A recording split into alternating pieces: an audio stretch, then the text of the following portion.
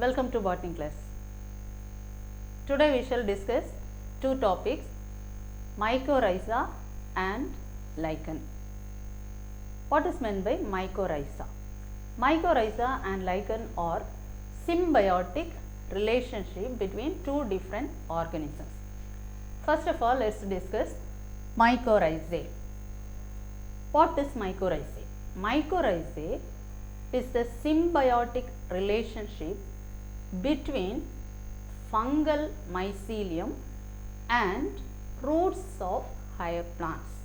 So, there are two organisms, the plant, the roots of plant making symbiotic association with fungal hypha. How this fungal hypha and the roots of plants associated symbiotically? Look at this diagram. Here the mycorrhizae are classified into three different types. They are ectomycorrhiza, endomycorrhiza and ectendomycorrhiza. You know that ecto is outside, endo inside and ectendo both. So, here the this diagram which represents the ectomycorrhiza and this represents the endomycorrhiza. This is the structure of root, anatomy of root. In the root, the outer region is known as epiblema or epidermis. So, this is the layer epidermis. Inner to epidermis there is a layer called cortex. The epidermal layer, cortex layer and inside the xylem and phloem tissues. Now, in ectomycorrhiza, these are the dense sheath of fungal mycorrhiza, fungal hypha, mycelium. The fungal hypha or mycelium make a mass, dense mass outer to the root of plants. So, this forms as a mantle. What is the name of this? The dense mycelium which forms as a mantle. And this sheath, these are the hypha, fungal hypha or fungal mycelium. It penetrates inside. So, the dense layer which is forming outside, so it is known as ecto, the mycelium which is present outside the root. And this root, both are symbiotic association. How it is benefited? This hypha, it absorbs water and minerals and gives to the plant, and in turn the plants provide nutrition to the fungus. So, both are mutually symbiotically benefited. So, this mantle, it forms a dense sheath around this root and it enters the mycelium which enters or penetrates into the intercellular spaces of this region, penetrates the intercellular spaces and it forms as a Hartig net. So, two names you can remember. One is mantle, the dense sheath producing outside the root is called as mantle, and the fungal mycelium which penetrates into the intercellular spaces and forms as a Hartig net. This is in ectomycorrhizae. But endomycorrhizae, in endomycorrhizae, endo, it penetrates inside the cortex and the inside the epiblema. So, it penetrates inner to the cortex. Look at this picture now. This is the epidermal layer of the root which is otherwise known as epiblema. The epidermal layer is called as epiblema, outermost layer. Inner to this the cortex layer is there. So, this is the fungal mycelium. Few parts of the mycelium which is present outside and most of the part which penetrate inside the cortex region. So, completely it penetrates inside. So, this type of mycorrhiza which is known as vesicle and arbuscle. vesicular or arbuscular. This forms as a vesicle, small vesicles, and here it forms as a arbuscle. So like a branch, it produces inside which completely penetrates inner to the cortex region, and both are symbiotically benefited, mutually benefited, symbiotic association. This root of higher plant as well as the fungal mycelium. So this is endomycorrhizae. Then what is meant by ectendomycorrhizae? Ectendomycorrhizae, both outside it produces a dense mass, at the same time it penetrates inside, that is ectendomycorrhizae. So mycorrhizae association is the association, symbiotic association between the fungal partner and the roots of higher plants. What is the importance? So first write about the mycorrhiza, what are its types. Now what are the importance? What's the importance of mycorrhizae? Mycorrhizae helps to derive nutrition from certain plants. There is a plant called Monotropa. Monotropa is a saprophytic angiospermic plant. To derive nutrition from this plant, this mycorrhizae is helpful or it is important. And there are availability of minerals and water.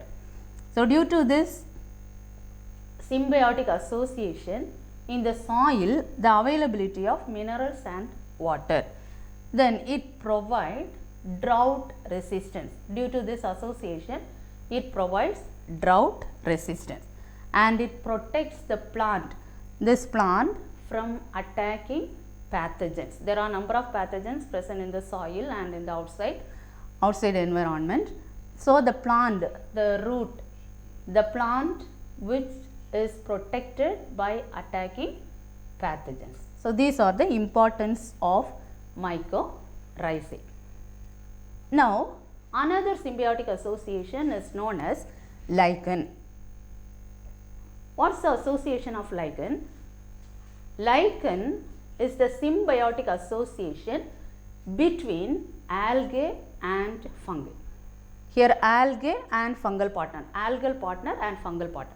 The algal partner is called as phycobiont or photobiont and the fungal partner is known as mycobiont. Mycobiont and phycobiont, algal partner and fungal partner. As we know, the algae which has the ability to synthesize its own food.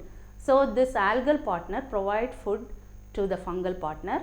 At the same time, or in turn, the fungal partner absorbs water and minerals and provides to the algal partner.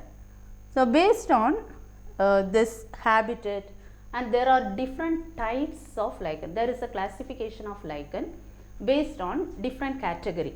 There are 4 different categories lichens are classified.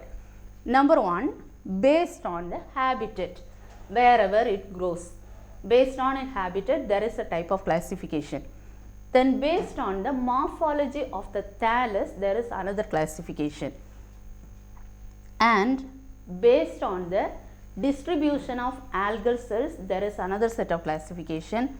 And based on the fungal partner, there is another classification. Let's see one by one what are the classifications of lichen. First of all, based on habitat. Based on habitat, lichens are classified into corticolous, lignicolous, saxicolous and terricolous. Very simple classification. Corticolous. Corticolous lichens are located in the bark of the plant. Bark, corticolous. Lignicolous, it is present in the wood. Lignicolous. Saxicolous, saxicolous present on rock. And terricolous on the ground. Terrestrial, we used to say terricolous, ground. So corticolous, lignicolous, saxicolous and terricolous. This 4 different type of classification based on habitat. Number 2, second type of classification, morphology of the thallus. there are 4 different types: leprose lichen, crustose lichen, foliose lichen, fruticose lichen. This is based on the morphology of thallus. Leprose lichen, distinct fungal layer is absent. In leprose lichen, there is no distinct fungal layers. Distinct fungal layer is absent in leprose lichen. Crustose lichen is crust-like. The structure is crust-like. Foliose is leaf-like structure. The lichen, it looks like leaf. And fruticose is branched shrub-like structure. So, based on this morphology of the thallus, it is classified into leprose lichen, crustose lichen, foliose lichen and fruticose lichen. Then third classification based on the distribution of algal cells. So, it is the association between algae and fungi. So, distribution of algal cells, they are classified into homomerous and heteromerous, only 2 types, homomerous, heteromerous. Homomerous, the algal cells are evenly distributed. This classification is distribution of algal cell. When the algal cells are evenly distributed, it is called homo is the same, so evenly distributed. Heteromerous lichen, there is a distinct algal and fungal distribution. The algal layers and fungal layers are distinct, that is heteromerous. Then, based on the fungal partner, there are 2 different types of lichen. They are ascomycetes. If the fungal partner is belong to ascomycete, it is known as ascolichen. And when it is belong to basidiomycetes, it is basidiolichen. So, ascomycetes, basidiomycetes. When the fungal partner is belong to ascomycete, it is called ascolichen. When it is belong to basidiomycete, it is called as basidiolichen. So, this is the classification of lichen. Now, this lichens, what is the importance of this lichen? The lichen which secrete oxalic acid. So, oxalic acid which is used to corrode the rock. So, for withering rock, this oxalic acid it secretes. So, it withers the rock. And arsenic acid is providing antibiotic substances. It is used as an antibiotic, arsenic acid. It also secretes as arsenic acid, so it used as an antibiotic. Then the lichens are sensitive to air pollutants. Mainly it is sensitive to sulfur dioxide. So that this is called as pollution indicator. Due to the sensitive nature of sulfur dioxide, it is known as pollution indicator. So, one word question if they ask, so what is pollution indicator? Lichen is the pollution indicator because it is sensitive to sulfur dioxide. Then in the dye present in the litmus paper, when we are using in the laboratories, so dye in litmus paper which is the indicator of acid balance, it is also produced from one of the lichen. So, these are the uses of lichen. So, let us review what you learned today. First of all, mycorrhizae. What is mycorrhizae? What are the types of mycorrhizae? Draw this diagram. There are ectomycorrhiza, endomycorrhiza, ectendomycorrhiza. Differentiate all the 3. Then what are the importance of mycorrhizae? And lichen. What is lichen?